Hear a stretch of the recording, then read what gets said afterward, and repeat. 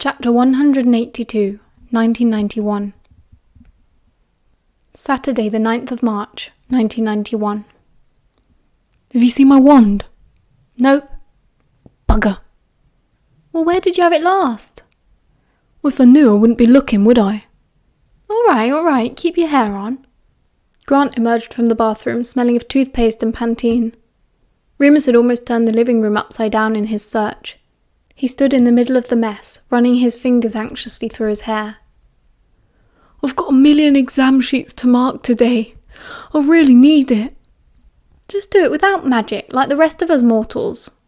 Grant shrugged, lifting the couch cushions to help him look. I can't. I really need my wand, Remus huffed, looking under the TV table. Shame there ain't a spell to find it. Grant chuckled. Then he saw Remus's face and turned serious, raising his hand. Okay, don't worry, we'll find it, right? Last time you used it, when the lights went out, last night, you remember? Oh yeah.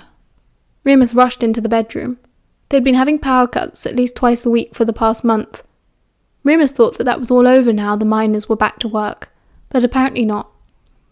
His wand had rolled under the bed. He snatched it up, relieved, and held it tight in his fist. Thank Merlin, he whispered to himself. Got it? Grant asked, as Remus returned to the living room. Grant was straightening out the mess Remus had left. Remus flicked his wand triumphantly, and the room reordered itself. Grant made a noise of surprise and delight. Clever clogs, he grinned. Remus poked out his tongue and went to organise his pile of papers. I still don't see why you need your wand. Does it speed things up or something?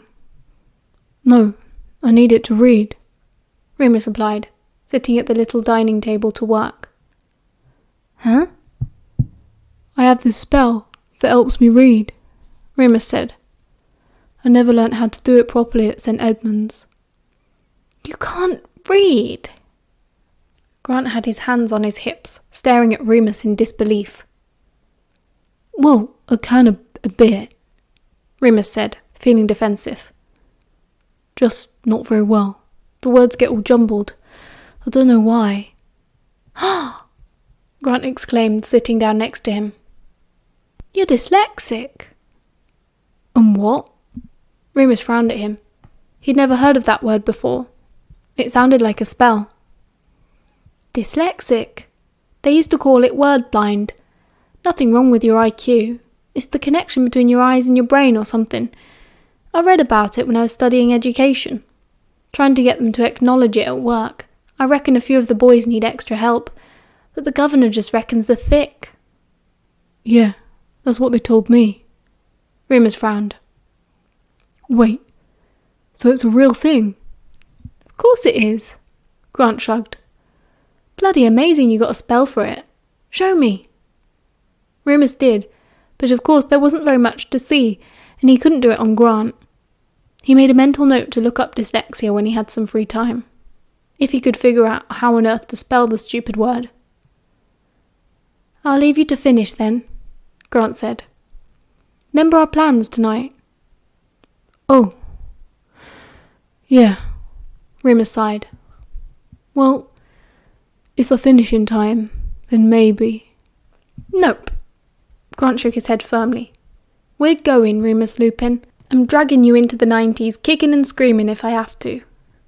Remus laughed half-heartedly, trying to ignore the gnawing dread at the pit of his stomach. It was his 31st birthday tomorrow, and Grant had decided that this was the year Remus would finally go to his first gay bar. As March approached, Remus just wanted to hide until the day was over, like always. Birthdays always reminded him of the Marauders. You ought to get out a bit, Grant kept saying. Meet some people. I hate people, Remus would reply. People voted for Thatcher and keep buying Morrissey's records. People are idiots. Grant laughed. People are great. Art, sex, coffee, conversation. Can't have any of those without people. People are what makes it all worthwhile, and you know it. He was right.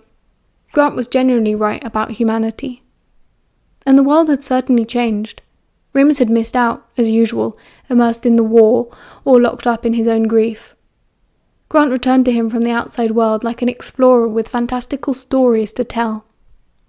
Things were different now for people like them, queers, or more appropriately these days, gay men. Just over 2 decades ago it had been a crime to live the way they did, and there had been plenty of bumps in the road since then, but you couldn't stop progress. As the 80s drew to a close, it seemed gay people were everywhere. Grant made London sound like one massive coming-out party. He told Remus about seeing Freddie Mercury in Heaven, or Pet Shop Boys playing on the radio. Frankie Goes to Hollywood was number 1 again. Boy George's Makeup. Even Elton John was gay now. So, Remus thought, it was probably time he at least tried to get involved. They went to a small bar just around the corner. "I don't think you're ready for heaven yet," Grant teased him. Remus wished he wouldn't make fun. He was more nervous than he expected to be. "I won't fit in," he said, checking his face in the little mirror by their front door. He was looking old. 31. Jesus Christ. Only yesterday he'd been 17. "It's a gay bar," Grant tutted, standing behind him with an amused expression. "You're gay. You'll fit in." "I don't know if I'm that kind of gay, though," Remus replied, tussling his grey hair to see if that improved anything. Not really, just made him look a bit scruffier. "Won't there be all, I don't know, younger, more fun?" "You're loads of fun," Grant said. Remus met his eyes in the mirror and raised an eyebrow. Grant snickered. Well, I think you're fun. I'm not going to make you dance, don't worry." "Oh, let's stay in and get a Chinese," Remus pleaded one last time. "No," Grant shook his head, smiling. "You promised me 1 hour minimum. Come on." So he went. Maybe he was getting soft in his old age. Remus was right. The crowd in the little bar was younger and more fun. There were a few people older than him, though, which made him feel a bit less out of place. And at least the coloured lights hid his grey hair. When Remus was a little boy at St Edmunds, the one TV show everyone had agreed on wanting to watch was Top of the Pops on Friday evenings. They'd gathered around the tiny fuzzy black and white screen, and through the blizzard of static watched the trendy young people dancing to their favourite pop songs. The St Edmunds lads were particular fans of Babs Lord, the bouncy blonde lead singer of Pan's People, Top of the Pops in the House dance troupe. That studio had looked like the coolest place on earth to 8-year-old Remus, and he was instantly reminded of it as he followed Grant into Boys. Except that devotees of Busty Babs would have been very disappointed, because the clientele in here was decidedly male. "Oh my God," Remus thought to himself as he walked through the busy dance floor to the bar. "Are they all gay? Do they all know I'm gay? Oh my God." "Do you want to maybe calm down there, sunshine?" Grant gave him a look as they took up 2 bar stools near the light-up dance floor. "I'm fine," Remus said, his voice maybe a bit too high. "Stop staring, you weirdo. I'll get you a drink." But Remus couldn't help staring. Everyone was just so brazen, tight jeans, tight shirts, or no shirts at all in some cases. And they were dancing together and laughing and kissing, and it was all just fine. No one was saying anything about it. Remus's head was spinning. Grant handed Remus a drink, a cherry cola, because he still wasn't supposed to be drinking. Remus sipped it and tried not to look as out of place as he felt. He didn't know any of the music either. It was all too modern for him. Oh God, he was old. "I don't know why you said I didn't have to dance," he said to Grant. "Seems like it's the only thing to do." "You don't have to do anything you don't want," Grant smiled. "Relax, that's the whole point of being here." Remus tried. He was glad it was not a busy night. He didn't think he'd be able to cope with the crowd. He sat on his stool and sipped his Coke, and looked around without staring, and eventually it felt a bit less scary. He felt a bit twitchy when a drag queen slided up to him, 6'10" in pink PVC platform boots and a Dolly Parton wig, but she fluttered her massive eyelashes at him and held out a cigarette. "Got a light, handsome?" Remus felt his cheeks burning and shook his head shyly. "Sorry," he mumbled. "Don't smoke." "Oi, do your trick, though." Grant elbowed him. He then addressed the drag queen. "Remus here does this amazing magic trick." "Well, I love a bit of magic," the glamorous stranger purred. Remus bit his lip and nodded. "Okay, He took the cigarette and put it between his own lips, then snapped his fingers. The end lit at once, and Remus took a quick drag for his troubles before handing it back. "Blimey!" The drag queen blinked, staring at the lit fag. "Amazing is right. Better watch out for you, magic man." Remus blushed again, looking down at his coke. "Just a sleight of hand." "Come here often, then." She leaned against the bar, smoking, her blood-red lipstick staining the fag end. "Oh, no," Remus said, maybe a bit too quickly. Grant laughed and put a hand on his shoulder. "It's his first time. Bought him for his birthday." "Oh, happy birthday." She smiled broadly. "We'll have to play you a song later. Just go and tell the DJ, 'kay, sweetie?" Okay." Remus nodded, planning to do no such thing. "See you later, boys." The drag queen winked and sailed away across the dance floor. "See? Wasn't so bad, was it?" Grant said. "You'll be ready to march with me in the Pride Parade by July." I don't know about that. Remus laughed. He gazed at the dance floor a bit longer. The drag queen had treated him as if he belonged. Rather than feeling more self-conscious, he actually felt a bit happier. Everyone was nice enough. No one was being nasty or rude. He watched a couple kissing in the middle of the floor. They were really going for it, groping at each other's backsides, and people were actually cheering. He remembered his friends cheering when Mary and Sirius kissed in the Gryffindor common room all those years ago. That had been Remus's birthday too, and the date of Remus and Sirius's first kiss, which had happened in the shadows. Almost all of their kisses had been hidden away, because deep down they both knew that no one wanted to see that, not in the 70s, not at Hogwarts. Remus had a sudden urge to do something similar here in plain view, where everyone could see and nobody would frown or jeer. Only, he wasn't quite brave enough for public snogging, not just yet, even at the grand old age of almost 31. So he just reached over and held Grant's hand on top of the bar. Grant blinked in surprise, but then his face lit up so gorgeously that any last trace of nerves left Remus completely. He sometimes forgot that Grant had feelings too, which sounded heartless, but it was only because Grant so rarely complained. Happiness looked so good on him that Remus made a resolution to work harder on it. They hung around a bit longer, until Remus had finished his drink. He had no desire to dance, though more than one person had approached, inviting him to join them. But the experience hadn't been dreadful. He said as much to Grant, who laughed. "I told you so." "Ah, thanks for coming, darling. I know it's not easy." "You make it easier," Remus said softly, surprising himself. Grant looked taken aback and squeezed Remus's hand again. "Bloody charmer," he said bashfully. "Come on, I've got a chocolate cake waiting in the fridge at home.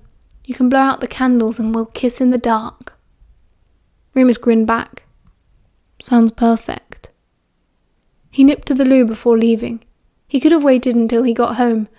They were only around the corner, but he felt that this was his last test of bravery. The toilets were unisex, which Remus supposed was fair enough, if a bit embarrassing. There weren't any girls about, at least. He went and used a urinal as quickly as possible, trying to ignore the sound and scent of sex emanating from cubicles. He was just washing his hands when the door swung open and somebody closed in behind him. He spun around, surprised, and faced the stranger. "What?" The man grinned wide, showing his teeth. He licked his lips and sniffed the air. Then it hit Remus.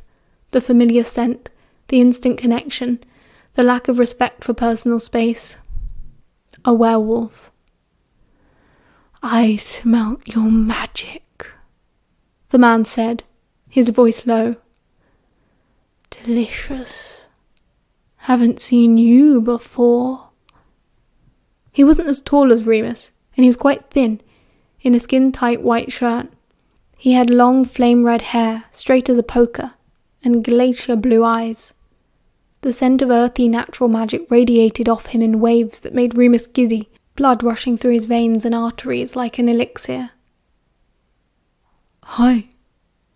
The stranger sniffed again. "Which pack are you? You smell like greyback." Remus hated the idea that he had anything of greyback in him, but he shook his head. "No pack." "Brave of you. Not worried you'll get rounded up by the ministry?" "What about you? Who you with?" For a moment, Remus hoped he was one of Castor's. He desperately wanted to know how they were all doing, but the stranger just shrugged. "Oh, we drift here and there.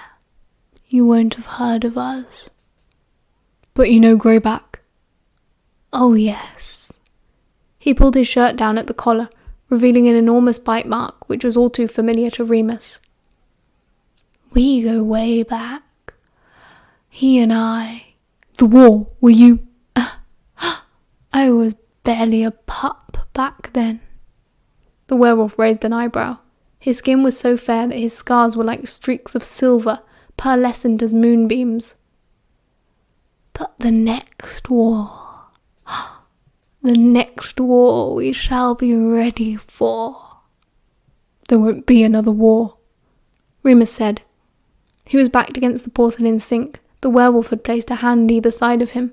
He was trapped, but he made no move to escape. Not yet. "Voldemort's dead." Some say." The werewolf smirked. He leaned in and licked behind Remus's earlobe. It made him shudder all over. He had to hold in a whimper. The other man pressed in on him and whispered, "But I have heard that a part of him lives still. The forest speaks of ancient magic, of cursed blood. The Dark Lord gathers his strength." "No." Remus shook his head. He tried to push back, but only succeeded in grinding their bodies together. He knew it was all lies, and he knew this man was trouble. But the scent was so heady his body wouldn't listen to him. It only wanted one thing. "Come," the werewolf kept whispering, his breath hot on Remus's neck. "No more talk of war. It's not our concern, just yet. I want to enjoy you. Do you live nearby? We can go anywhere you like. This is going to be good. The moon's waxing." Remus shook his head again, as if he could rid himself of the fog of pheromones flooding his system. "I'm here with someone," he rasped. "Bring them, if you like," the wolf chuckled. "I'm all for sharing." "No, I have to go." Remus used his last shred of willpower to extricate himself from the stranger and hurry back into the bar, feeling the wolf's eyes blazing at his back. He found Grant and grabbed his shirt sleeve, hissing, "We have to go home." "Huh? Are you all right? Something happened?" "No, I just want to go home. I want to take you home." He met Grant's eyes, still holding his arm, and he wondered if Grant could feel it too, feel the burning, the need. Sirius always could, but perhaps you had to be magic, or sensitive to magic. Remus focused on the intensity and projecting it outwards. Grant's eyes flickered, and his pupils dilated, a warm blush creeping up his neck. "Well, all right then." He knocked back the last of his drink, and they left, running out onto the busy street together, hand in hand. End of chapter 182.